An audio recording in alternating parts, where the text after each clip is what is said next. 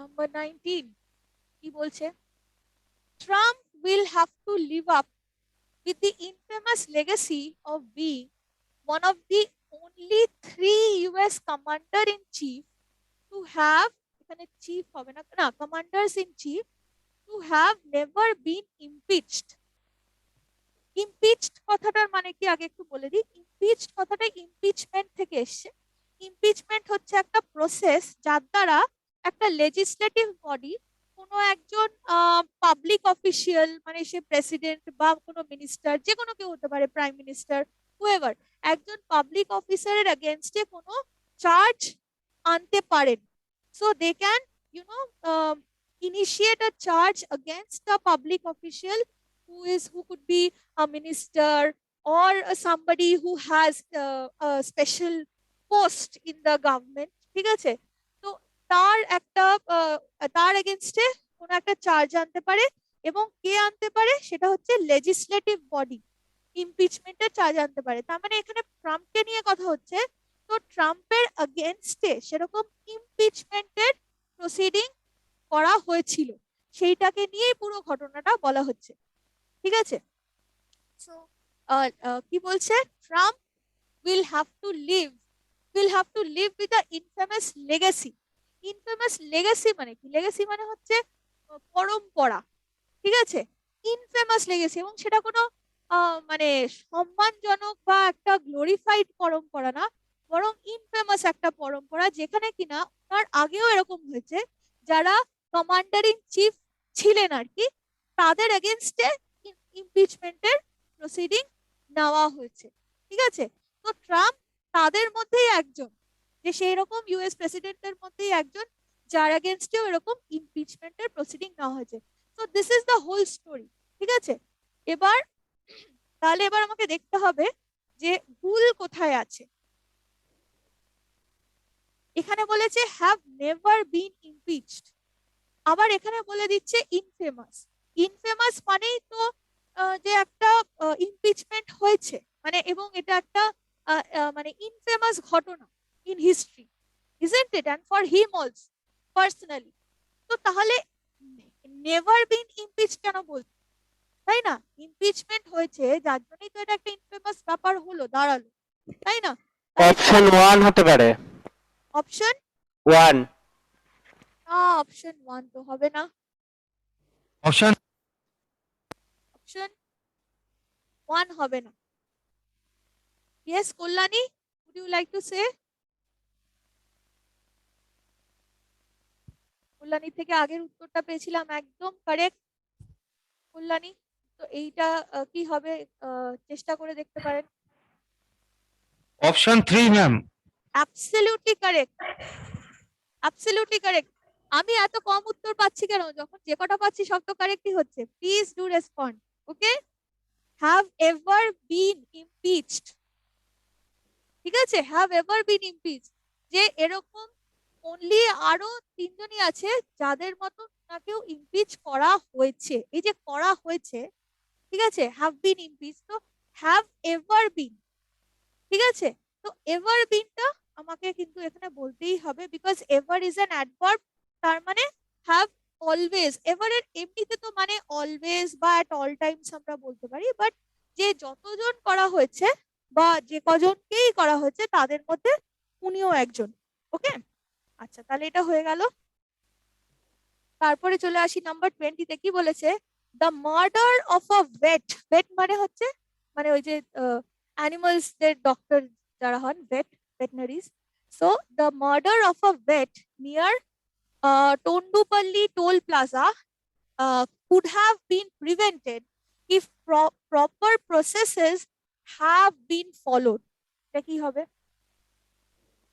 টেন্সটা খুব ইম্পর্টেন্ট, দেখে নিন টেন্সটা ঠিক আছে কিনা সেন্টেন্সের। Yes Siliguri. Ma'am number 1। Yes, number 1, absolutely correct, number 1, because টেন্সটা কি আছে বলে দিন, টেন্সটা, সেন্টেন্সটা। Hello ma'am. হ্যাঁ বলুন, শুনতে পাচ্ছি, বলুন। পাস্ট টেন্সে আছে, ভেরি গুড। যখন পাস্ট টেন্সে আছে বোঝাই যাচ্ছে পাস্ট টেন্সে আছে, তাহলে এটা এই যে হ্যাভটা হলো, হ্যাভটা তো তাহলে ভুল, তাহলে এখানে হবে হ্যাড।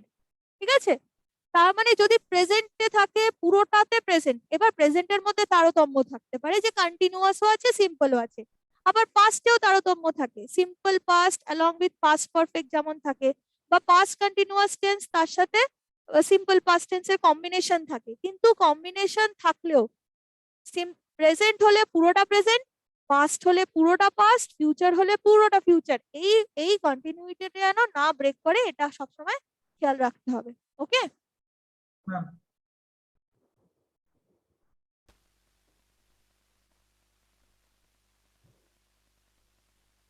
তারপরে number 21, public entity officials must ensure that private partners are monitored continuously and with the integrity in accordance with the standards set up the government. এটাও কিন্তু খুব সোজা, মানে পাবলিক এন্টিটি অফিসিয়ালসদের এটা কি করা উচিত না, তাদের প্রাইভেট পার্টনার্সদের উপরে কনস্ট্যান্টলি কন্টিনিউয়াসলি মনিটরিং করে যাওয়া উচিত, আর এই ইন্টিগ্রিটি এবং একটা certain integrity in accordance with the standards set up the government. খুবই ইজি এটা।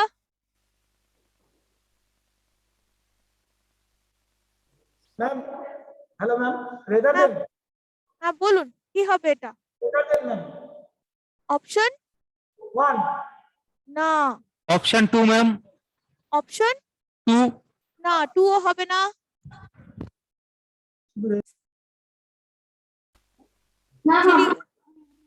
Option yes Asansol, very good, option 3, option 3, standards set by the government. ঠিক আছে, standard set by the government. আমি যদি সেট আপ বলি, set আপের প্রয়োজনই নেই এখানে উল্লেখ করা। সেট আপ মানে হচ্ছে কি? সেট আপ মানে হচ্ছে টু বিল্ড বলতে পারি, টু কনস্ট্রাক্ট বলতে পারি, টু এস্টাবলিশ বলতে পারি। ঠিক আছে, সেট আপ এর মানে এটা ফ্রেজাল ভার্ব, দেখছেন তো, মানে ঘুরে ফিরে ফ্রেজাল ভার্বের উল্লেখ আসছে কিন্তু, এবং প্রচুর। আপনারা যদি কোয়েশ্চেন্স এক্সপ্লোর করেন, প্র্যাকটিস সেটের বইটই যদি আপনারা দেখেন, ওখানেও দেখবেন এই যেগুলো সেন্টেন্স ইমপ্রুভমেন্ট ধরনের কোয়েশ্চেন থাকে, সেখানে প্রচুর প্রচুর ফ্রেজাল ভার্বের উল্লেখ থাকে। ওর জন্যই বলছি আপনারা প্রিপোজিশন, ফ্রেজাল ভার্ব এই চ্যাপ্টার গুলো একটু ভালো করে দেখবেন। ঠিক আছে, তাহলে সেট আপের মানে হচ্ছে এগুলো, কিন্তু এখানে তো এস্টাবলিশ করা, কনস্ট্রাক্ট করার কোনো ব্যাপার নেই। বলেছে যে যেই রুল গুলো গভর্নমেন্ট বানিয়েছে, যেই স্ট্যান্ডার্ড গুলো, এখানে রুলস বলেনি, এখানে বলছে স্ট্যান্ডার্ডস, মানে মানদণ্ড, তাই তো? যে স্ট্যান্ডার্ড গুলো গভর্নমেন্ট তৈরি করেছে, সেইগুলোর অ্যাকর্ডেন্সে বলছে যে এই কাজগুলো, মানে পাবলিক এন্টিটি অফিসিয়ালসদেরকে সেইগুলো মেনে এই কাজগুলো করা উচিত, তাই তো? তো এখানে সেট আপের বলার দরকার নেই, তাহলে সেট বাই দ্য গভর্নমেন্ট। আর সেট মানে হচ্ছে যে যেটা হ্যাজ বিন ইমপ্লিমেন্টেড। ঠিক আছে, তাহলে আমি যদি শুধু সেট বলি, বা এই যে সেট বাই দ্য গভর্নমেন্ট, শুধু সেট যদি বলি, তাহলে ইমপ্লিমেন্টেড বাই দ্য গভর্নমেন্ট। ঠিক আছে, সেট বাই দ্য গভর্নমেন্ট মানে হচ্ছে which have been implemented by the government। ঠিক আছে, তারপরে নাম্বার 22 কি বলছে? এটাও খুব ইজি কিন্তু। The consequent increase in domestic prices obviously reduced the incentive to sell in export markets other than to the government or in the local market। আরেকবার পড়ি, the consequent increase in domestic prices, তার মানে consequent increase মানে পরপর increase in domestic prices, কোনো একটা বস্তু বা বিষয় নিয়ে কথা হচ্ছে, যেটার প্রাইস ইনক্রিজ নিয়ে কথা হচ্ছে। কি নিয়ে? কন্টেন্টটা অত জরুরি না, মানে কোনো একটা জিনিসের কনসিকুয়েন্ট ইনক্রিজটা নিয়ে বলছে। of domestic prices obviously reduced the incentive। Incentive মানে হচ্ছে একটা পেমেন্ট অর একটা কনসেশন যেটা দেওয়া হয়, অনেক ক্ষেত্রে গভর্নমেন্টের তরফ থেকেই দেওয়া হয়, যাতে কিনা কোনো মানে কোনো একটা ব্যবসা বা কোনো একটা সেক্টরের বৃদ্ধি হয়, উন্নতি হয় ইত্যাদি। মানে যখন সাপোজ গভর্নমেন্ট রিয়েলাইজ করছে যে হ্যান্ডলুম ইন্ডাস্ট্রিকে যদি একটু ইনসেনটিভ দেওয়া হয়, তার দ্বারা যদি সেটাতে একটা ইকোনমির বেনিফিট হয়, তাহলে সেখানে কিছু কিছু কনসেশন দেওয়া হবে। মানে হয় কোনো টাকা মূল্য অর্থে দেওয়া হবে, অথবা কনসেশন দেওয়া হলো যে ট্যাক্সটাকে একটু কমিয়ে দেওয়া হলো, সো দ্যাট তারা বেনিফিটেড হয়। আর ইন টার্ন তাদের ওই ব্যবসাটা বা তাদের যেই মানে কি বলবো, ইকোনমিতে তাদের কন্ট্রিবিউশনটা বাড়লে অ্যাজ আ হোল ইকোনমির বেনিফিট হয়। তো ইনসেনটিভ সবসময় সেইগুলোকে মাথায় রেখেই দেওয়া হয় to stimulate a greater output or investment.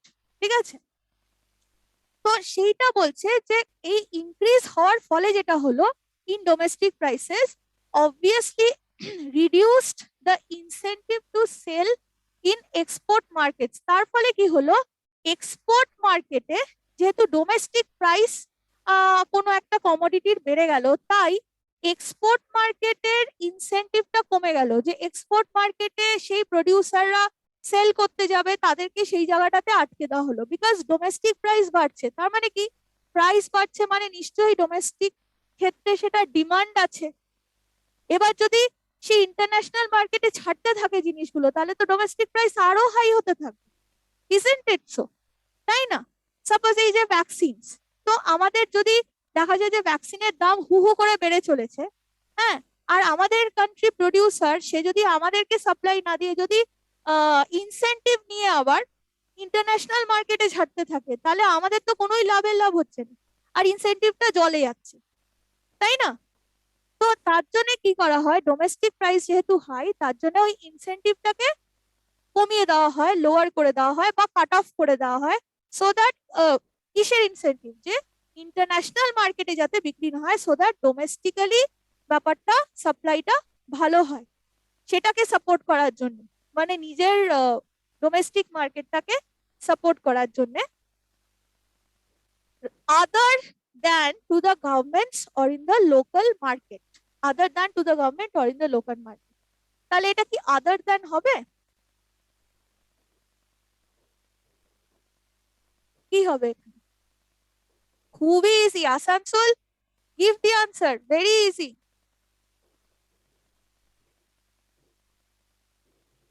Ma'am rather than হবে কি? Very good option, one ma'am. very good, rather than। rather than এর মানে কি? rather than এর মানে হচ্ছে instead of।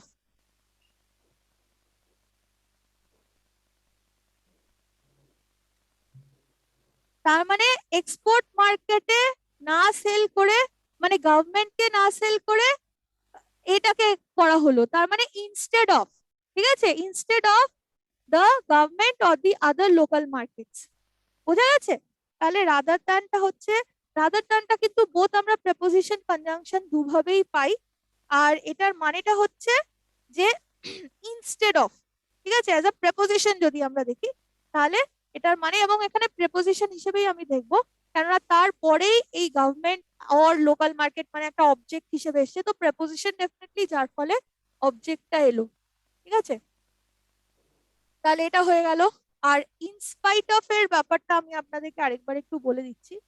ইনস্পাইট অফ, আর এটা আগেও আরেকবার আমি বলেছিলাম, ইন স্পাইট কথা দুটোর মধ্যে কিন্তু গ্যাপ আছে, এটা মনে রাখবেন। ইন আর স্পাইটের মধ্যে গ্যাপ থাকবে। ইনস্পাইট অফ বলতে পারি, অথবা বলতে পারি ডেসপাইট। কখনো ডেসপাইট অফ হয় না, ঠিক আছে? আর যদি বলতে হয় তাহলে ডেসপাইট বিং বলতে পারি, ঠিক আছে? দিস ইজ ফাইন, বাট কখনো ডেসপাইট অফ কখনো হবে না। ওকে, আচ্ছা, এবারে লাস্টের কয়েকটাই বাকি আছে, খুব কুইকলি আমরা এটা করে নেব। Number 23, once again this suggests that domestic demand for rice has remained below domestic availability despite the rising share of exports to domestic production. আবার একটা despite এলো, এটা কি ঠিক আছে না ভুল আছে? আমি এক্ষুনি বললাম ডেসপাইট অফ হবে না, শুধু ডেসপাইট থাকলে ঠিক আছে, অথবা বলতে হবে ইনস্পাইট অফ।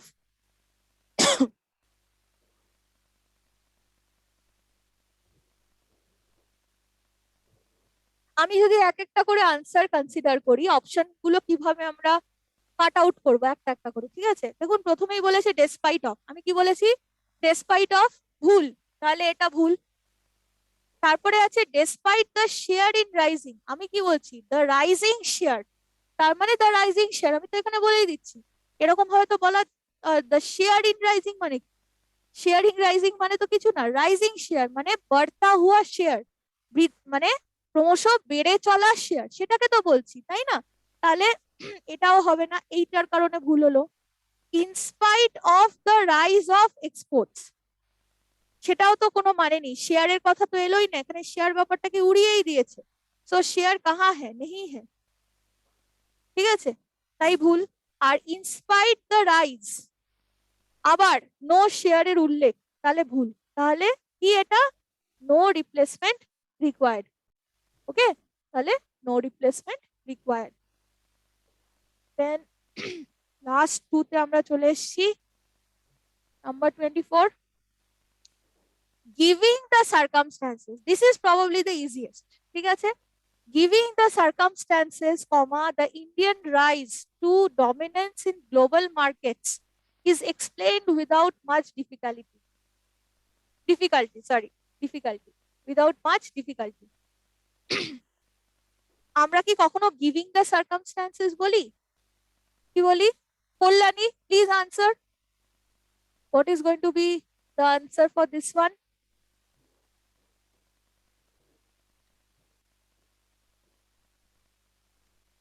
কি হবে এটা?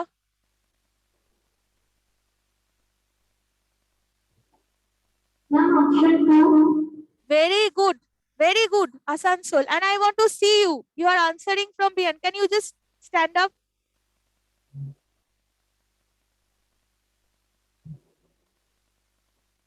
Very good, very good. You have given, মানে আজকে অনেকগুলো ঠিক উত্তর আপনি দিয়েছেন।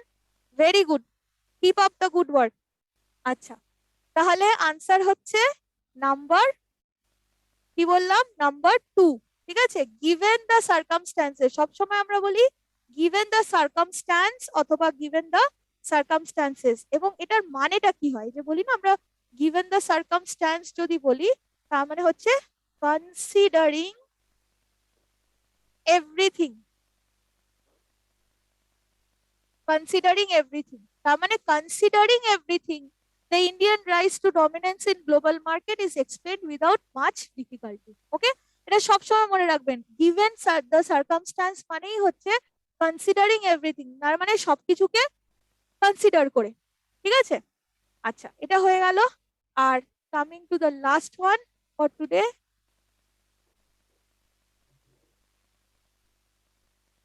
25, even a meager increase in fuel price impacts not only the consumers directly in their day-to-day needs but also has an effect on inflation.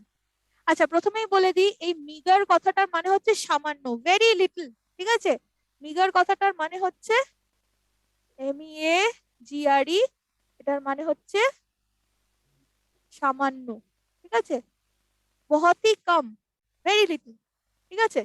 তাহলে meagre, even আ meagre increase মানে খুব সামান্য increase in fuel prices impacts মানে impact করে not only the consumers directly in their day-to-day needs but also has an effect on inflation. তার মানে কনজিউমারদের মানে ছোটখাটো ইনক্রিজ অফ ফুয়েল প্রাইসও মানে কনজিউমারদের মানে দৈনন্দিন যে প্রয়োজনগুলো সেগুলোকে যেমন ইম্প্যাক্ট করে, সেরকম মানে লার্জার স্কেল ইনফ্লেশনকেও মানে ইম্প্যাক্ট করে আর কি, ঠিক আছে?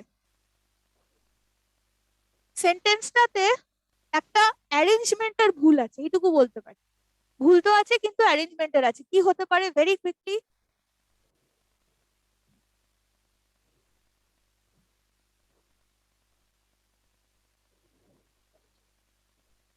স্ট্রাকচারিং এ ভুল আছে, কি হতে পারে? Very quickly. Malda, Kollani. What would be the answer? Yes, please try. Ma'am, 3. Very good. Absolutely correct. Very good. খুব ভালো। Very good. Not only impacts. ঠিক আছে? তাহলে কি বলবো? যে যে meager increase in the fuel price not only impacts the consumers, তার মানে এই অর্ডারটাকে আপনাদের ঠিক রাখতে হবে। এই যে not only আর তারপরে আছে but also, ঠিক আছে? not only dot dot dot but also, ঠিক আছে? এরকম আসে তো। এবারে এই পার্টটা একটা ক্লজ, সেটাকে ভাগ করছে এই নট অনলি বাট অলসো দিয়ে, বাকি ক্লজটা পরের পার্টে আসছে, ঠিক আছে? যখন ব্রেকটা হচ্ছে তখন আমাকে কনজাংশন দিয়ে শুরু করতে হবে, এবং কনজাংশনটা যেহেতু এলো তারপরে not only impacts the consumers, কেননা ইম্প্যাক্টসটা হচ্ছে ভার্ব। এবার ভার্বের পরে কনজাংশন, তারপরে তার অবজেক্ট আসতে পারে না, তাই না? তাহলে কনজাংশন এসে গেছে এবং তারপরে impacts the consumers, not only impacts the consumers directly blah blah blah but also অমুক তমুক যাই এলো, ঠিক আছে? তো ইনকারেক্ট কনস্ট্রাকশনটাও কিন্তু একটা খুব বড় ব্যাপার। তো কিসের পরে কি আসতে পারে এটা আপনারা সবসময় একটু খেয়াল রাখবেন, ঠিক আছে? তাহলে আজকে আমাদের সেশন এখানেই শেষ হচ্ছে, এবং লাইক আই সেড আমরা এটা তো জেনারেল বেসিক যেই ধরনের সেন্টেন্স ইমপ্রুভমেন্ট সেটা দেখলাম। এইটার উপরে আরো কিছু ভেরিয়েশন অফ কোয়েশ্চেন আসে, তার মানে এই সেন্টেন্স ইমপ্রুভমেন্টের আরো কিছু একটু অন্য প্যাটার্নেরও কোয়েশ্চেন আসে, সেগুলো আমরা আমাদের পরের ক্লাসে ডিসকাস করব। এবং লাইক আই সেড পিও লেভেলের কিছু কোয়েশ্চেনও থাকবে, so will do that in a letter class. Okay, thank you so much. I hope you are enjoying your classes. Have a good day, all of you.